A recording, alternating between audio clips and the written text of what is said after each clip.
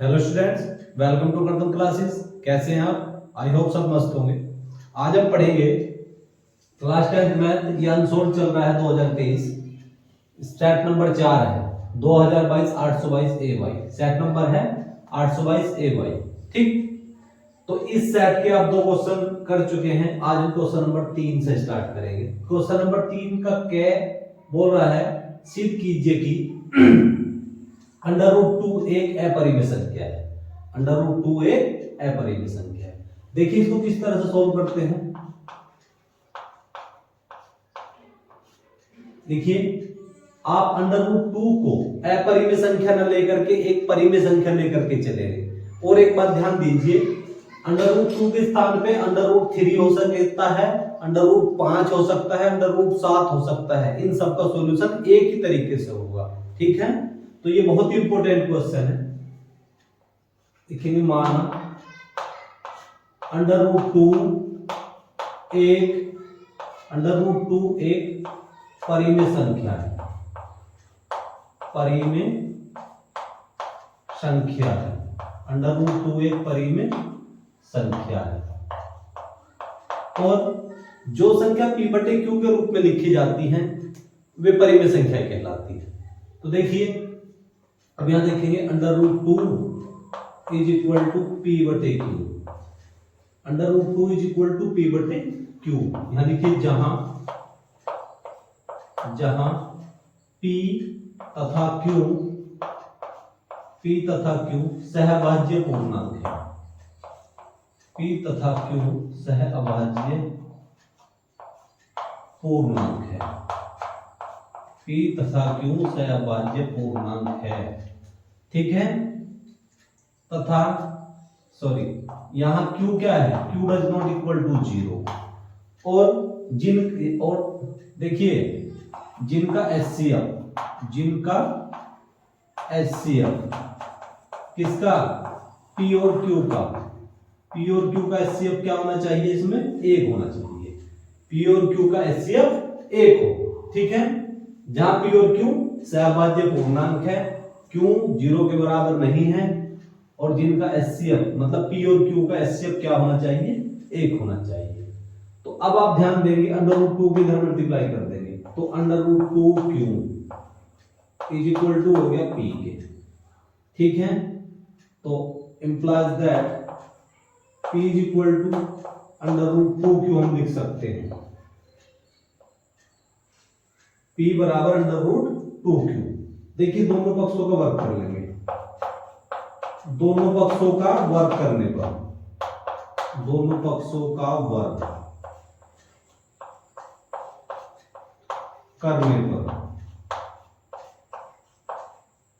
दोनों पक्षों का वर्ग करने पर दोनों पक्षों का वर्ग करें तो ये हो गया p² इज इक्वल टू √2 का हो गया 2, ये हो गया q²। तो p² बराबर 2q²। इसको आप समीकरण नंबर 1 मान लेंगे, समीकरण नंबर फर्स्ट। ठीक है, अब आप ध्यान देंगे, अगर आप p² को 2 से भाग देंगे तो p² 2 से विभाजित हो जाएगा। यहां लिखिए, चूंकि p² 2 से विभाजित होगा, p² 2 से विभाजित होगा,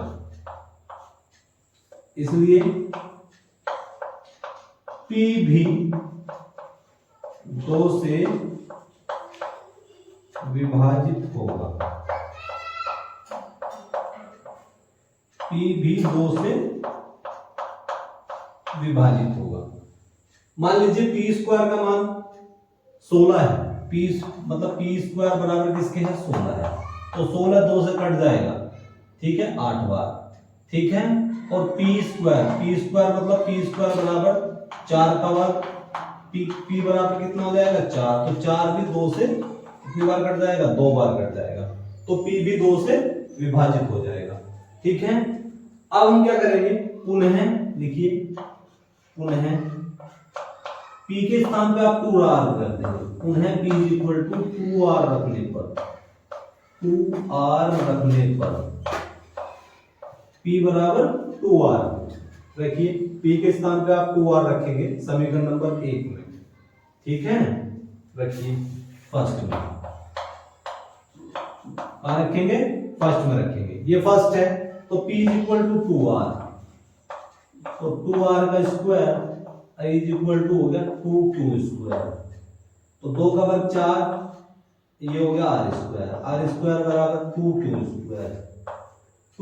स्क्वायर। अब आप ध्यान देंगे हम लिखेंगे 2q square is equal to 2q square implies that 2q square is equal to 4r square, इसमें 2 से भाग दे देंगे तो q square is equal to 2r square, q square is equal to 2r square, इसको आप समीकरण सेकंड ले लेंगे, ठीक है, ये होगी सेकंड।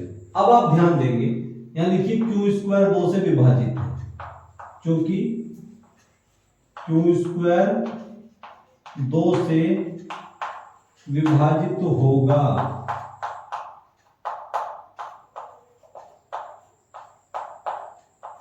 q स्क्वायर 2 से विभाजित होगा, इसलिए q भी 2 से विभाजित होगा, q भी 2 से विभाजित होगा।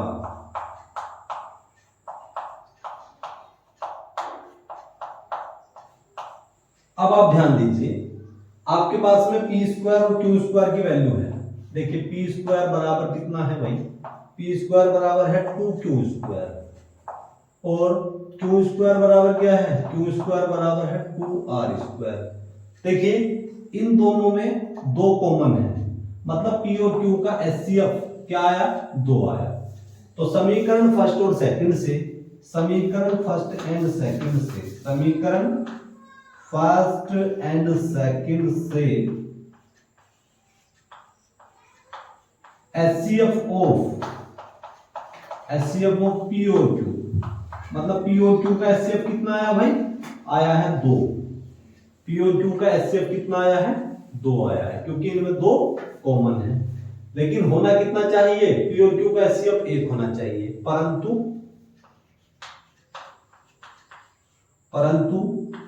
P Q का HCF 1 होना चाहिए, HCF कितना होना चाहिए, 1 होना चाहिए,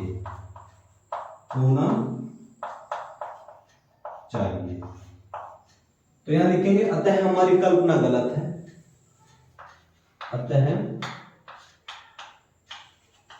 अतः हमारी कल्पना गलत है,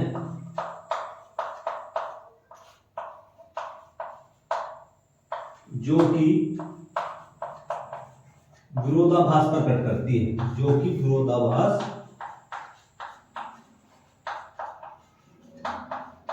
प्रकट करती है,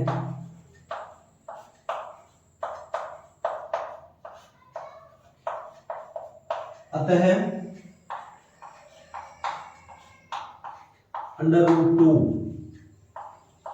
एक परिमेय संख्या नहीं है, अतः √2 एक परिमेय संख्या नहीं है, अतः √2 एक परिमेय संख्या नहीं है, अर्थात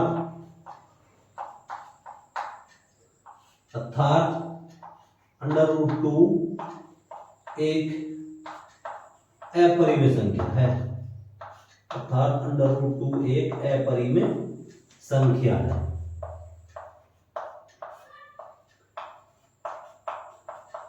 आप इसको इस तरह करेंगे। अब हम 3 का ख पॉइंट देखेंगे, निम्नलिखित समीकरण निकाय को विलोपन विधि से हल करिए। देखिए x/2 प्लस 2y/3 प्लस 1 बराबर 0, x minus y/3 is equal to 3, ये दिया है। चलिए देखिए इसको सोल्व करेंगे,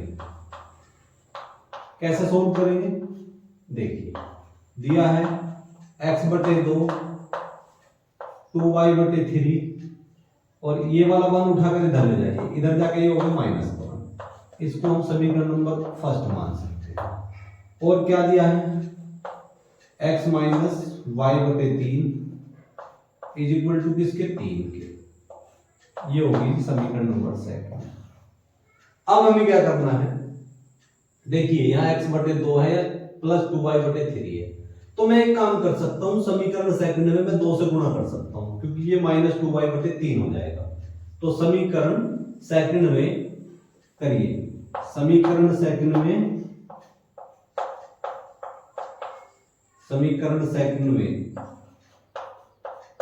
2 से गुणा कर दीजिए आप, 2 से गुणा करने पर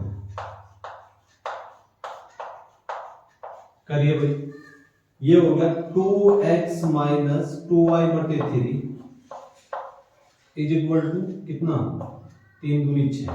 ये इक्वेशन होगी थर्ड। कौन सी इक्वेशन होगी, थर्ड होगी।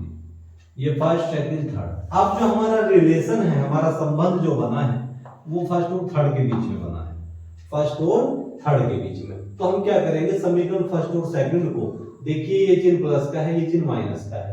यदि गुणांक बराबर हो और चिन्ह एक प्लस का हो एक माइनस का हो तो जोड़ते हैं, अगर चिन्ह अलग अलग हो विपरीत हो तो क्या करते हैं, जोड़ते हैं, और चिन्ह एक जैसे होते हैं तो घटा देते हैं। तो समीकरण फर्स्ट और थर्ड को जोड़ने पर, तो समीकरण फर्स्ट एंड थर्ड को जोड़ने पर, फर्स्ट एंड थर्ड को जोड़ने पर, जोड़िए। तो ये हो गया, देखिए लेफ्ट हैंड साइड में लेफ्ट हैंड साइड जोड़ूंगा, राइट हैंड साइड में राइट हैंड साइड जोड़ूंगा। तो x बटे 2 प्लस 2y बटे 3, 2y बटे 3 प्लस का हो गया 2x माइनस के 2y बटे 3 is equal to minus 1 plus 6। देखो 2y बटे 3 से 2y बटे 3 कैंसिल कर दो, ये हो गया जी x बटे 2 और ये हो गया जी प्लस 2x बराबर किसके, 6 में से एक घटा दिया हो गया 5। यहाँ पे एलसीएम ले लेंगे, एलसीएम हो गया 2, कितना हो गया 2।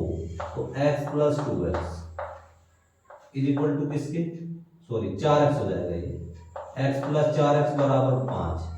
4x और x कितना हो गया 5x, तो 5x बटे 2 इज इक्वल टू किसके 5 के। 2 किधर गुना कर दो, 5x बराबर 2 गुना 5, तो x बराबर 2 गुना 5 बटे 5, 5 से 5 कैंसिल हो गया, तो x बराबर किसके हो गया जी 2। x का मान कितना हो गया 2। अब हमें x का मान किसी भी इक्वेशन में रख लेंगे, x का मान समीकरण फर्स्ट सेकंड थर्ड किसी में भी रख लेंगे। तो x का मान समीकरण फर्स्ट में रखने पर, x का मान समीकरण फर्स्ट में रखने पर,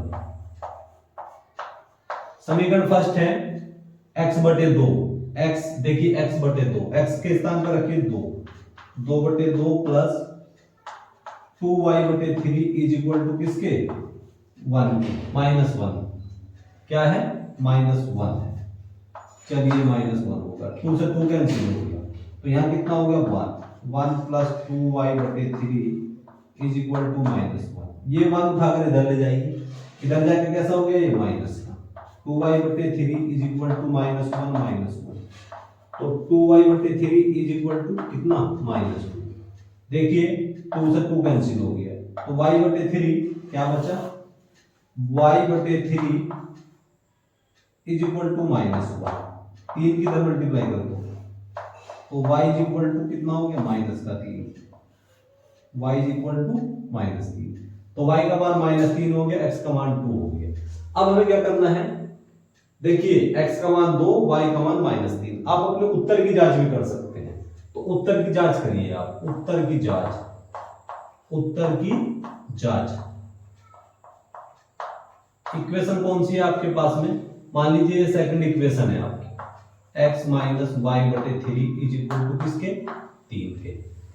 आप x और y के मान रखने पर अगर आपकी लेफ्ट हैंड साइड और राइट हैंड साइड दोनों साइड बराबर आ जाती है तो आपका उत्तर ठीक है, नहीं तो गलत है। x का मान क्या है 2 और y का मान क्या है भाई, y का मान है -3 बटे 3 इज इक्वल टू किसके 3 के। देखिए माइनस माइनस क्या हो गया प्लस, तो 2 प्लस 3 से 3 कट गया, कितना हो गया 1 बराबर 3, तो 3 बराबर किसके हो गया 3, 3 बराबर किसके हो गया 3। तो इस तरह से आप अपने उत्तर की जांच कर सकते हैं। ये आपके उत्तर की जांच है, चाहे तो इसे आप एग्जाम में दिखा सकते हैं चाहे नहीं, ये आपकी मर्जी पर डिपेंड करेगा। ठीक है, ये इसका आंसर हो जाएगा। अब हम देखेंगे 3 का गैप पॉइंट। वह अनुपात ज्ञात कीजिए जिससे एक्स अक्ष बिंदु a -4 -3 और b 5 2 को मिलाने वाले रेखाखंड को विभाजित करता है। देखिए क्या करेंगे, फॉर्मूला होता है, यहां लिखेंगे माना वह अनुपात ज्ञात कीजिए जिससे एक्स अक्ष, यहां लिखिए माना एक्स अक्ष माना एक्स एक्स ए बी को एक्स एक्स ए बी को के अनुपात 1 के अनुपात में विभाजित करता है,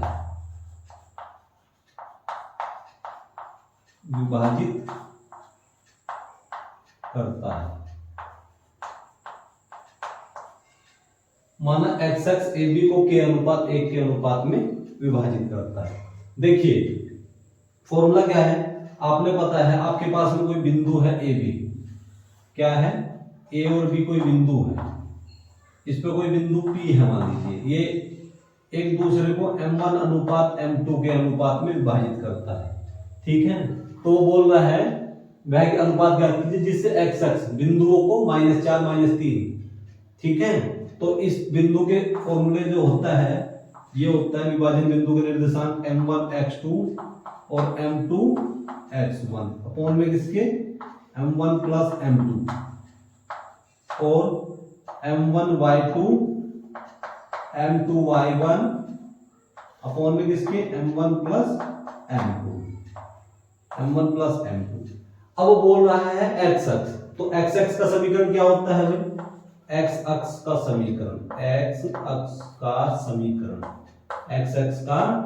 समीकरण होता है y बराबर 0। x अक्ष का समीकरण y बराबर 0, इस वाले बिंदु को मैं x मान सकता हूं, इस वाले बिंदु को मैं y मान सकता हूं। तो m1 y2 मतलब कहने का ये है m1 y2 और m2 y1 अपॉन में किसके m1 प्लस m2 के m1 plus m2 is equal to 0। इसको हमने 0 के बराबर रखा क्योंकि y बराबर 0 है। चलिए अब आप अपने पॉइंट रख सकते हैं, ये हो गया आपका x1, ये हो गया y1, ये पॉइंट हो गया x2, ये पॉइंट हो गया y2 और k अनुपात 1 इसको आप मान लेंगे m1, इसको मान लेंगे आप m2। ठीक है, ये आपके, चलिए m1 y2 क्या है, m1 का मान क्या है, m1 का मान है जी k और y2 का मान कितना है, y2 का मान है 2, m2 का मान कितना है, m2 का मान है 1, y1 का मान है -3 अपॉन में किसके m1 प्लस m2 क्या है k प्लस 1 बराबर किसके 0 के, k प्लस 1 की इधर मल्टीप्लाई कर दीजिए, ये कितना हो गया 2k 3 -3 की 1 में गुणा कर दी -3 हो गया, प्लस है ना तो -3 इसकी इधर मल्टीप्लाई कर दूंगा 0, तो ये हो गया 2k बराबर हो गया माइनस का 3 इधर जाकर हो गया प्लस का, तो k बराबर किसके हो गया 3/2, k बराबर 3/2। तो वो कह रहा मिलाने वाले रेखाखंड को विभाजित करता है किस अनुपात में, तो k बराबर क्या लिख सकते हैं, k बराबर हम लिख सकते हैं, देखिए k बराबर इंप्लाइज दैट, देखिए इंप्लाइज दैट k बराबर 3:2 इसका आंसर हो जाएगा। ठीक है, अब हम 3 का गैप पॉइंट देखते हैं। दो ठोस लंबवृत्तीय शंकु समान ऊंचाई के हैं, उनके आधारों की त्रिज्या r1 और r2 है, उन्हें गलाकर समान ऊंचाई के बेलन के रूप में परिवर्तित किया जाता है। सिद्ध करो कि बेलन के आधार की त्रिज्या r1 square plus r2 square बटे 3 है अंडर रूट में। ठीक है, देखिए हमारे पास में दो शंकु है, क्या है, दो शंकु है भाई, दो शंकु है आपके। ठीक है, पहला शंकु और ये है जी आपका दूसरा शंकु। इन दोनों शंकुओं को जोड़ करके एक बेलन बनाया जाता है। ये आपका एक बेलन है, ठीक है। दोनों शंकुओं को जोड़ करके एक बेलन बनाया जाता है। तो अब हमें क्या करना है, वो बोल रहा है दो ठोस लंबवृत्तीय शंकु समान ऊंचाई के हैं, ठीक है। उनके आधारों की त्रिज्या क्या है, उनके आधारों की त्रिज्या R1 R2 है, R1 R2 है, ठीक। उन्हें गलाकर, इन दोनों को जोड़ करके एक बेलन के रूप में परिवर्तित किया जाता है, ठीक है। ये शंकु का आयतन हो जाएगा, ये शंकु का आयतन और ये बेलन का आयतन हो जाएगा, ठीक है। चलिए इसको सोल्व करते हैं। चलिए अब देखिए,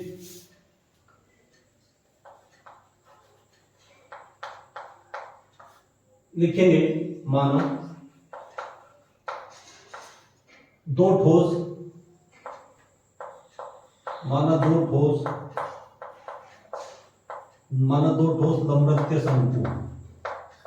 लंबवृत्तीय शंकु,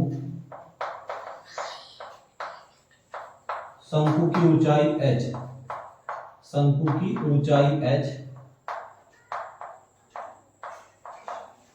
h तथा त्रिज्याएं क्रमशः R1 तथा R2 है, R1 तथा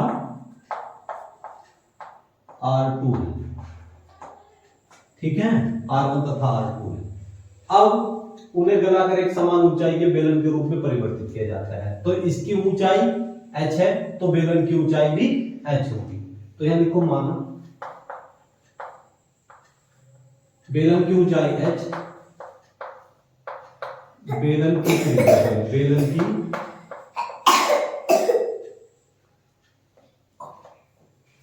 माना बेलन की त्रिज्या क्या है भाई, बेलन की त्रिज्या कैपिटल R तथा ऊंचाई समान है, तथा ऊंचाई h है। ऊंचाई क्या है, h, ऊंचाई h है। तो अब ध्यान देंगे, दोनों शंकुओं को जोड़ करके एक बेलन बनाया जाता है। तो अब क्या है, देखिए इसलिए पहले शंकु का आयतन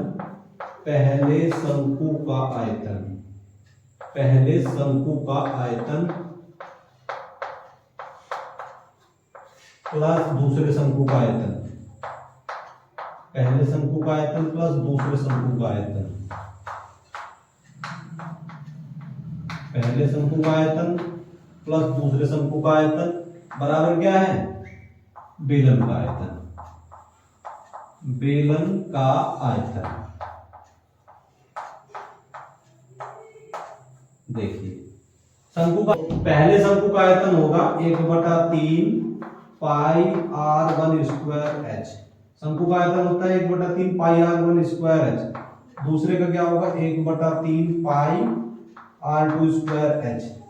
और बेलन का आयतन क्या होता है, बेलन का आयतन होता है पाई r स्क्वायर, कैपिटल में है, पाई r स्क्वायर h, ठीक है। चलिए यहां से यहां तक हम कॉमन ले सकते हैं, क्या 1/3 पाई h, क्या बचा r1 square plus r2 square is equal to pi capital R square, ये हो गया जी h।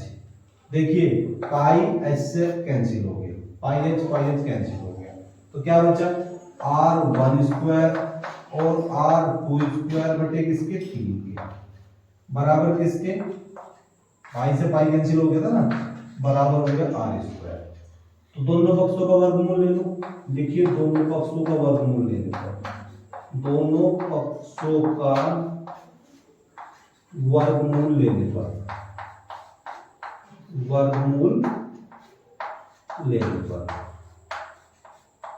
दोनों पक्षों का वर्गमूल ले लीजिए। चलिए भाई, तो under root r1 square r2 square बटे 3 इज इक्वल टू किसके, अंडर रूट r स्क्वायर, इससे कैंसिल होगी। तो ये क्या हो गया भाई r1 स्क्वायर और r2 स्क्वायर अपॉन में किसके 3 और ये हो गया जी r कैपिटल R। ठीक है, तो आधार की त्रिज्या, ये आधार की त्रिज्या है, तो r बराबर implies that r बराबर under root r1 square r2 square बटे किसकी 3 की। तो आधार की त्रिज्या r बराबर under root r1 square plus r2 square upon under root 3 हो गया। हम देखें 4 का क्या पॉइंट देखेंगे, बिना लंबी विभाजन प्रक्रिया किए दिखाइए कि परिमेय संख्या 1351 बटे 1250 शांत दशमलव है। तो देखिए परिमेय संख्या क्या है आपके पास में, परिमेय संख्या है, परिमेय संख्या है जी आपके पास में 1351 बटे 1250, 1351 बटे 1250। तो 1250 के आप अभाज्य गुणनखंड करेंगे, करिए भाई 1250 के आप अभाज्य गुणनखंड करेंगे, करिए 2 से इसको भाग दे दूं तो कितनी बार घटेगा 625 हो जाएगा, ये 5 से इसको भाग दूंगा तो 125 हो जाएगा, अब इसको फिर 5 से भाग दूंगा तो कितना हो जाएगा 25 हो जाएगा, अब 25 को मैं 5 से भाग दूंगा तो कितना हो जाएगा 5 हो जाएगा, अब 5 को 5 से भाग दूंगा तो एक बार घट जाएगा। तो 1250 के जो अभाज्य गुणनखंड आए हैं, क्या है 1250 के अभाज्य गुणनखंड 2 गुना 5 गुना 5 और गुना 5 और गुना 5। ठीक है, तो अब लिखिए इसको 1351 बटे 1250 को मैं लिखूंगा 2 गुना 5 गुना 5 गुना 5 और गुना 5। ठीक है, तो 1351 बटे ये होगा 2, 2 की घात कितनी है 1 है, 2 की घात 1, 1 2 3 4, 5 की घात कितनी है 4, तो ये होगा 2 की पावर n 5 की पावर m। लिखिए जो कि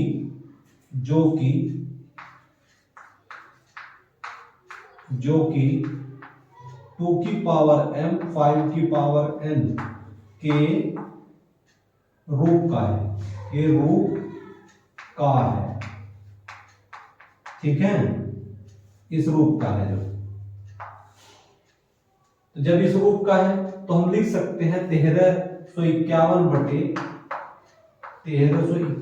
बटे 2 की घात 1 और 5 की घात 4। क्या है इसका शांत दशमलव प्रसार, तो क्या है इसका दशमलव प्रसार क्या होगा शांत दशमलव,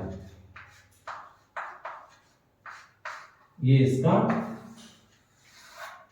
सॉल्यूशन हो जाएगा।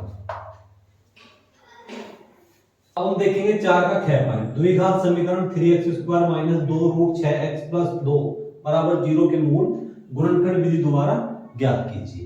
देखिए हम इसको किस तरह करेंगे, आपको द्विघात समीकरण दी है 3x² माइनस के 2 अंडर रूट 6x प्लस के 2 बराबर 0। अब आप ध्यान दीजिए 3 दूनी 6, 3 दूनी 6, 3 गुना 2 बराबर 6।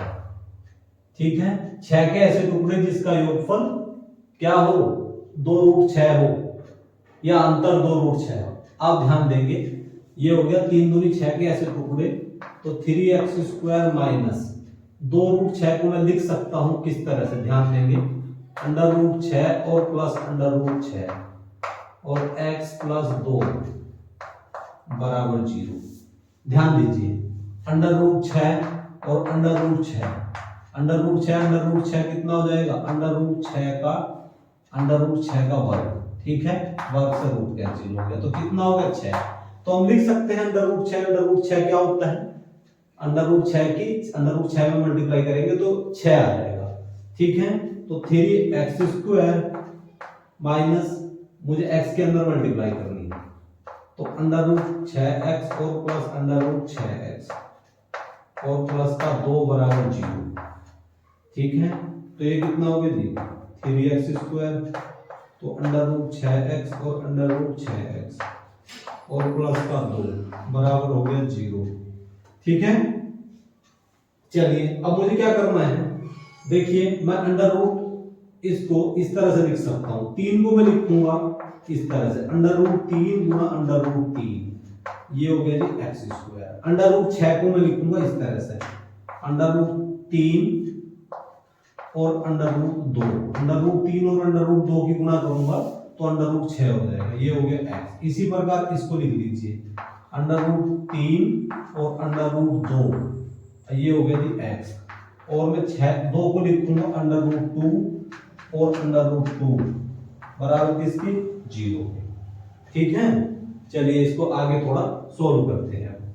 यहां से यहां तक मैं कॉमन ले लूंगा कि जो कॉमन लिया जाएगा, यहां से यहां तक अंडर रूट 3 कॉमन ले लिया तो अंडर रूट 3 कॉमन ले लिया। एक x की 2 घात है या x की 1 घात है, तो अंडर रूट 3x मैंने बाहर निकाल दिया तो कितना बचा, तो यहां बचेगा अंडर रूट 3x और माइनस क्या हो गया अंडर रूट 2, अंडर रूट 2। यहां से आप माइनस का अंडर रूट 2 कॉमन ले लीजिए, माइनस अंडर रूट 2 कॉमन ले लेंगे तो जहां माइनस है वहां प्लस हो जाएगा, जहां प्लस है वहां माइनस हो जाएगा, तो यहाँ क्या हो जाएगा under root 3, under root 3x। यहाँ प्लस है तो कैसा हो जाएगा माइनस अंडर रूट 2 बराबर किसकी 0 की।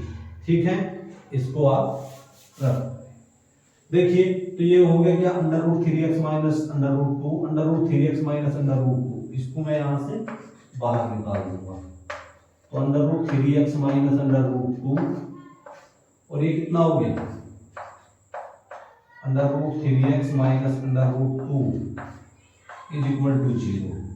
इसको आप 0 के बराबर रखिए, यदि under root 3x minus under root 2 बराबर 0, ठीक है, तो अंडर रूट 3x बराबर हो गया अंडर रूट 2। ठीक है, चलिए तो x बराबर किसके हो गया भाई, x बराबर हो गया अंडर रूट 2 और बटे अंडर रूट 3। तो x बराबर हम इसको दोनों को एक साथ लिख सकते हैं, x बराबर 2 बटे अंडर रूट 3। ठीक है, अंडर रूट में 2 बटे 3। अब इसको भी 0 के बराबर रखो, यदि under root 3x minus under root 2 बराबर 0, तो अंडर रूट 3x बराबर किसके हो गया अंडर रूट 2 के। इसको भी इसी तरीके से लिखेंगे, x बराबर अंडर रूट 2 और अंडर रूट 3, तो x बराबर किसके हो गया, दोनों को अंडर रूट में एक साथ कर देंगे, x बराबर 2 बटे अंडर रूट 3, तो x बराबर किसके हो गया भाई अंडर रूट 2 बटे 3 और अंडर रूट में 2 बटे 3, ये इसके x के मान हो जाएंगे। ठीक है, ये इसका सॉल्यूशन होगा। अब हम पढ़ेंगे 4 का गैप पॉइंट। यदि बिंदु a0 0b और 1 1 समरेख है तो सिद्ध करो। तो ध्यान देंगे, आपके जो बिंदु है, बिंदु a0 0b तथा 1 1 समरेख है। कैसे हैं, समरेख है। ठीक है, अब यदि बिंदु समरेख है तो क्या होता है, यदि तीनों बिंदु समरेख हो तो त्रिभुज का क्षेत्रफल 0 होता है। क्या होता है, त्रिभुज का क्षेत्रफल 0। तो आप त्रिभुज का क्षेत्रफल 0 लगा दें, त्रिभुज का क्षेत्रफल 0, त्रिभुज का क्षेत्रफल बराबर 0। अब त्रिभुज का क्षेत्रफल होता क्या है, त्रिभुज का क्षेत्रफल होता है 1/2 x1 y2 माइनस y3। अब ये हो गया x2 y3 माइनस y1 और x3 y1 minus y2 is equal to 0। हम इस पॉइंटों को x1 y1 मान सकते हैं, x1 y1, ये हो गया x2 y2, ये हो गया x3 y3।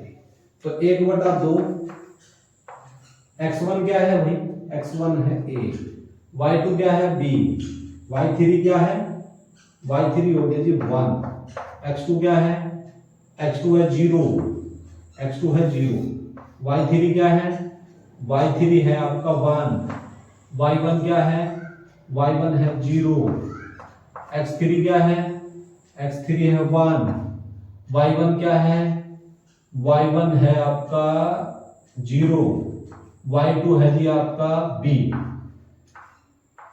Is equal to 0 के। तो 1/2 ए बी की मल्टीप्लाई कर दीजिए, ए हो गया ए बी, ए की 1 में मल्टीप्लाई कर दी माइनस का ए, 0 की टोटल में मल्टीप्लाई कर दी 0, अब ये हो गया 1 की 0 में 0 और 1 की बी में माइनस का बी इज इक्वल टू किसके 0 के। तो 1/2 ये हो गया ए बी, ये हो गया माइनस का ए, ये हो गया माइनस का बी, 0 प्लस 0 कितना हो गया 0 इज इक्वल टू किसके 0, और 0 में ये जोड़ेंगे तो ए बी माइनस बी बचेगा, इस दो की इधर मल्टीप्लाई कर दीजिए तो ये हो गया ए बी माइनस का ए माइनस बी बराबर किसके 0 के।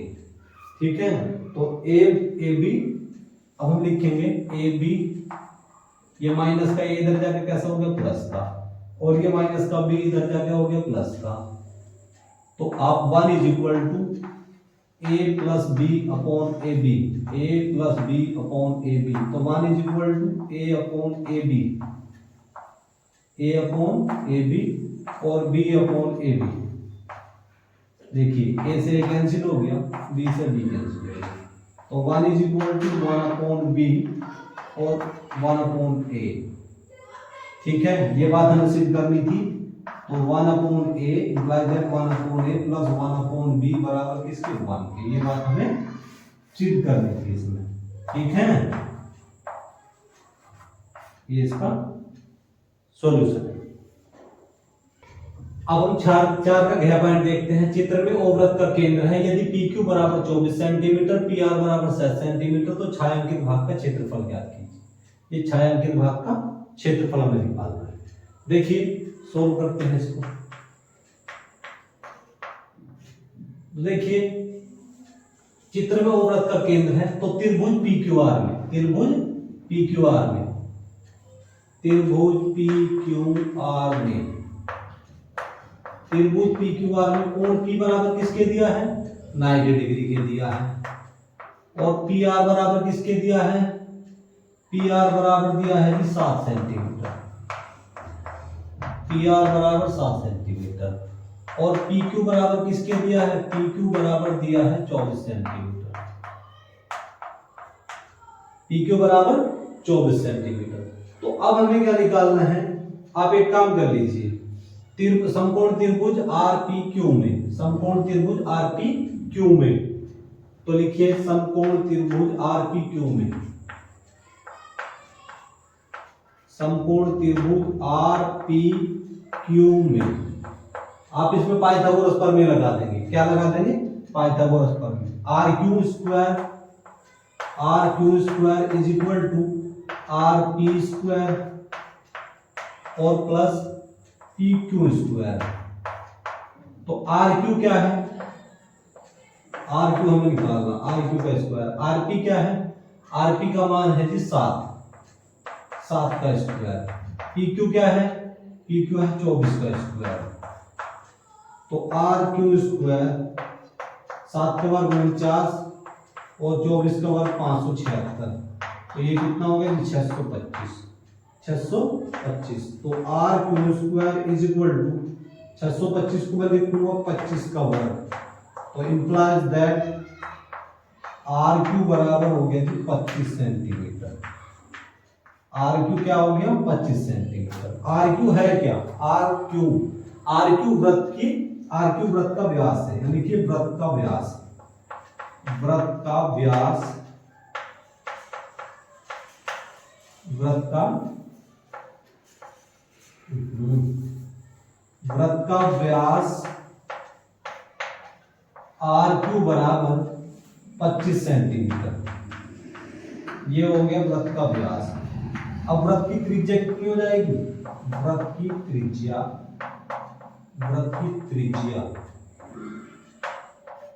त्रिज्या हो जाएगी OR और OQ, OR बराबर OQ, मतलब 25/2 सेंटीमीटर, 25/2 सेंटीमीटर।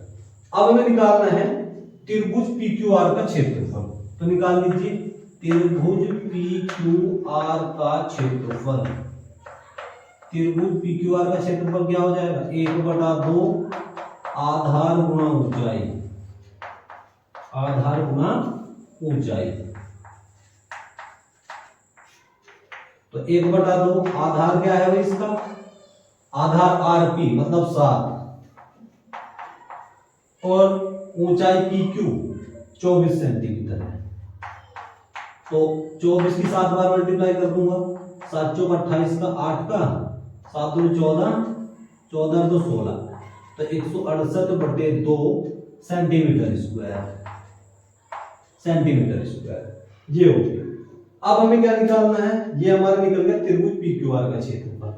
अब हमें निकालना है अर्धवृत्त का, मतलब ये आधा वृत्त है ना, आधे वृत्त का क्षेत्रफल निकालना है।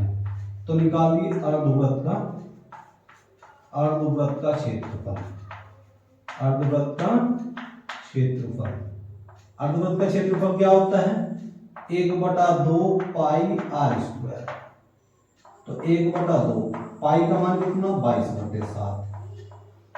आर कितना है, आर है जी आपका त्रिज्या, त्रिज्या है आपकी 25/2, 25/2 गुना 25/2। चलिए देखिए इससे मैं इसको 11 बार काट दूंगा, तो 25 का वर्ग हो गया 625, 625 गुणा 11, और देखिए 7 दूनी 14 दूनी 28, तो 625 की मैं 11 बार मल्टीप्लाई कर दूंगा, तो 625 गुणा 625, 5 7 8 6, ये सॉरी 5 6875, ये हो गया 6875/28 सेंटीमीटर स्क्वायर। ये आपका अर्धवृत्त का क्षेत्रफल हो गया। क्या हो गया आपका, अर्धवृत्त का क्षेत्रफल। ठीक है, त्रिभुज PQR का क्षेत्रफल निकल गया, वृत्त मतलब वर्ग, इसका त्रिभुज PQR का क्षेत्रफल और अर्धवृत्त का, अर्धवृत्त का क्षेत्रफल इतना हो गया। अब हमें क्या निकालना है, अब हमें निकालना है छायांकित भाग का क्षेत्रफल। तो छायांकित भाग का क्षेत्रफल निकालने के लिए हम क्या करेंगे, अर्धवृत्त के क्षेत्रफल में से हमें त्रिभुज का क्षेत्रफल निकालना है। तो इसको मुझे थोड़ा रफ करना पड़ेगा, तो आप निकालिए आप छायांकित भाग का क्षेत्रफल, या लिखिए इसलिए छायांकित भाग का क्षेत्रफल, भाग का क्षेत्रफल। छायांकित भाग का क्षेत्रफल कैसे निकलेगा, लिखिए अर्धवृत्त का क्षेत्रफल, अर्धवृत्त का क्षेत्रफल माइनस त्रिभुज PQR का क्षेत्रफल, त्रिभुज PQR का क्षेत्रफल। तो अर्धवृत्त का क्षेत्रफल है क्या भाई, 6875, 6875 बटे किसके 28, माइनस त्रिभुज PQR क्या है 168/2, 168/2। तो देखिए 2 और 28 का अगर हम एलसीएम लेते हैं तो 28 आ जाएगा, तो आप ऊपर नीचे 14 से गुणा कर देंगे। चलिए भाई करिए, ये कितना हो गया 6875 बटे कितना 28, और माइनस 168 की 14 बार मल्टीप्लाई करिए आप, 168 की 14 बार। चलिए करिए, 168 की आप 14 बार आप मल्टीप्लाई करते हैं तो 8 चौक 32, 3 हो गया, 16 चौका 64 और 3 हो गया 67। ठीक है, 8 6 1 2 8 7 15, 1 हो गया, 6 6 12 1 13, 1 हो गया 2, 2352। तो 2352 बटे 28। ठीक है, इनका एलसीएम कितना हो गया भाई, इनका एलसीएम हो गया आपका 28। अब इनका एलसीएम है 28, तो 6875 माइनस 2352, इसमें से इसको घटा देंगे, घटाइए, ये हो जाएगा, देखिए 5 में से 2 घटा दिया, ये होगा 3, 7 में से 5 घटा दिया 2, 8 में से 3 घटा दिया कितना हो गया 5। अब 6 में से 2 घटा दिया 4, तो 4523/28 सेंटीमीटर स्क्वायर। चाहे तो आप क्या कर सकते हैं 28 से इसको डिवाइड कर सकते हैं। चलिए 28 से इसको डिवाइड कर लीजिए। 28 से इसको डिवाइड करते हैं 4523 को, तो 28 एकम 28। तो देखिए 15 में से 8 घटा दिए होगा 7 और ये हो जाएगा जी 17। ठीक है। चलिए अब हम क्या करना है, आप 2 उतार लीजिए। अब 28 पंजे 140 और 28 छिक्का 168 हो गया। 28 छिक्का 168, 172 में से 168 घटा दूंगा, 12 में से 8 घटा दिया ये हो गया 4। ठीक है 4। अब उतार लीजिए 3 का, तो 28 एकम 28, 28 एकम 28। 13 में से 8 घटा दिया ये हो गया 5, यहाँ हो जाएगा 15। दशमलव लगा करके 0 उतार लेंगे। अब 28 पंजे कितना हो गया, 28 पंजे 140 हो गया, 28 पंजे 140। अब 150 में से 140 घटाओगे तो कितना हो जाएगा 10, दशमलव लगाकर 0 उतार लेंगे। अब 28 दिया कितना हो गया, 28 दिया हो गया 84, 28 दिया 84, ये हो जाएगा 16, दशमलव लगा करके 0 उतार लेंगे। तो ये कितनी बार चलेगा 28 पंजे 140, तो 28 पंजे 140 मतलब ये चलता रहेगा।